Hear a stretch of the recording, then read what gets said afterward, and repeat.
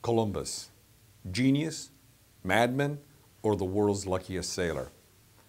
Everyone has heard the story of Columbus, a daring, intrepid sea captain with radical new theories about the world's geography.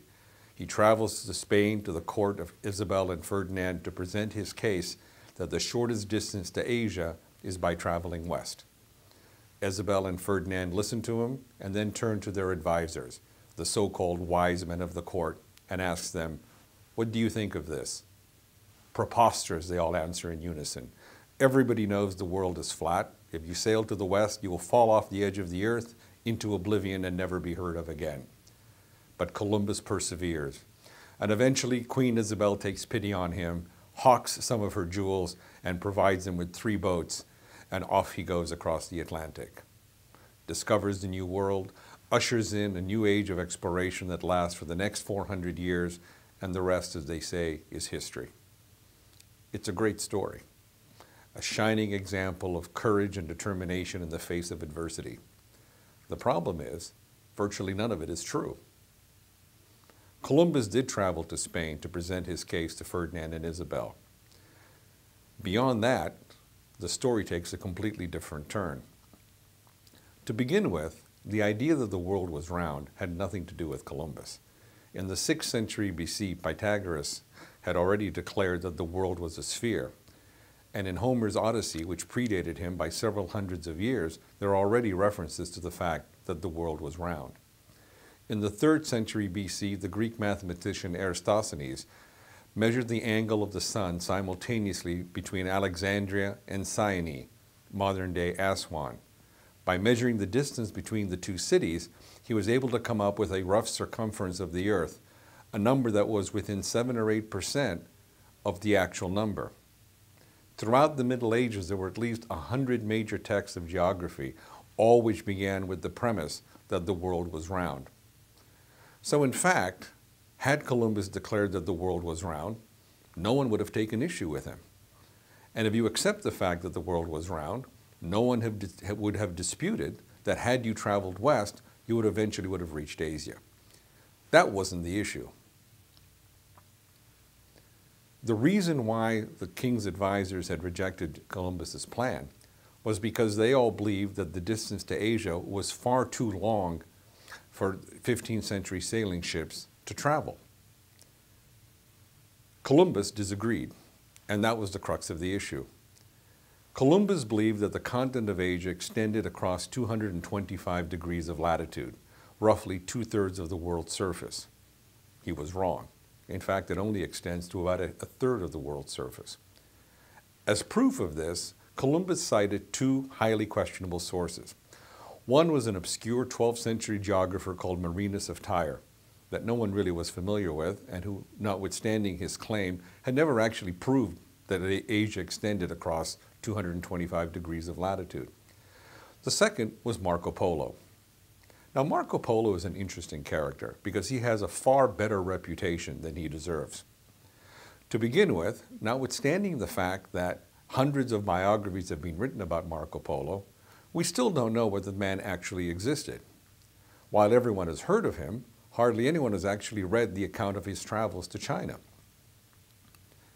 What we do know is that in the 13th and 14th centuries, the conquest of Central Asia and China by the Mongols made it possible for Europeans to travel from the Black Sea across Central Asia all the way to China.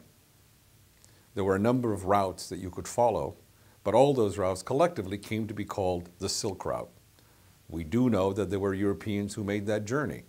Whether any of them were called Marco Polo, we have absolutely no idea.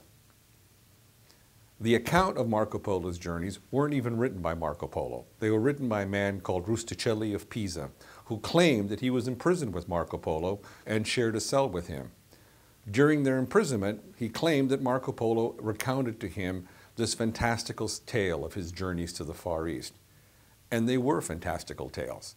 Marco Polo claims that in his journeys he met dogs that spoke Latin, women that had 3-foot serpent-like tongues, and men with 2 heads, one on their shoulders and one growing out of their navels. Even in 15th century Europe, no scholar believed that dogs spoke Latin, either in China or anywhere else. Marco Polo's account of his travels were taken to be fiction, very entertaining fiction to be sure, but fiction nonetheless.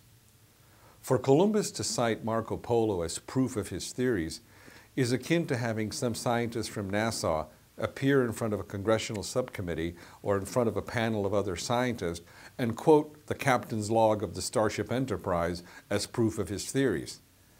No one would take him seriously. At some point, someone would be bound to stand up and say, but wait a minute, what you're talking about isn't real. It's a fantasy. It's a TV show. And that was much the same reaction that Columbus got in the court of Ferdinand and Isabel. Based on his theory that Asia extended across 225 degrees of latitude, Columbus placed the coast of Asia somewhere off the west coast of North America. The second thing that Columbus did is he went back and recalculated the diameter of the Earth. In the 15th century, as now, there was some question as to how to actually translate the units of measurements used to contemporary measurements. Columbus took the smallest possible number that he could, and based on his calculations, he determined that the Earth was actually 5,000 miles smaller in diameter than in fact it really was.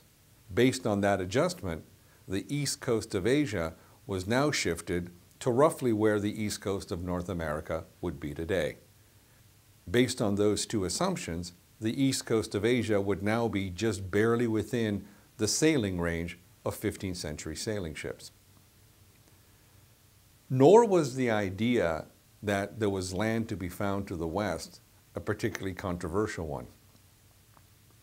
At the heart of medieval geography was the concept of symmetry, the idea that all of the seas and all of the continents of the world would have to be paired so that they were symmetrical. It was generally recognized that there was this giant landmass comprised of Africa, Europe, and Asia. And so that theory of symmetry required that there be a corresponding landmass on the other side of the world. That landmass was called the antipodes, from the Latin anti, meaning opposite, and podes, meaning earth or soil. Opposite earth, opposite soil. Medieval geographers already knew of the existence of Iceland and Greenland. There were long-standing legends of lands to the west of Greenland. The early exploration of the Atlantic had already led to the discovery of the Canaries, the Azores, Cape Verdes, and Madeira.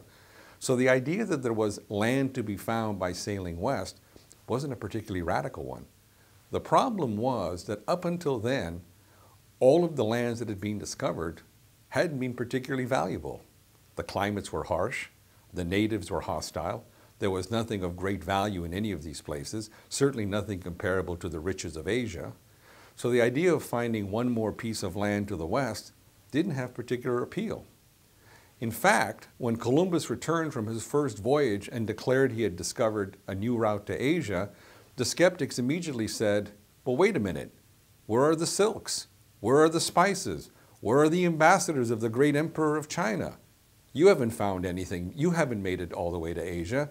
You just found another worthless piece of land to the west. Years later, when the wealth of the New World poured into Spain and transformed it into a superpower, that argument would be forgotten. But by then, Columbus had long since left the scene. So was he a genius or was he a madman? That question is yet to be resolved. But what is unmistakably clear is that he was one lucky sailor.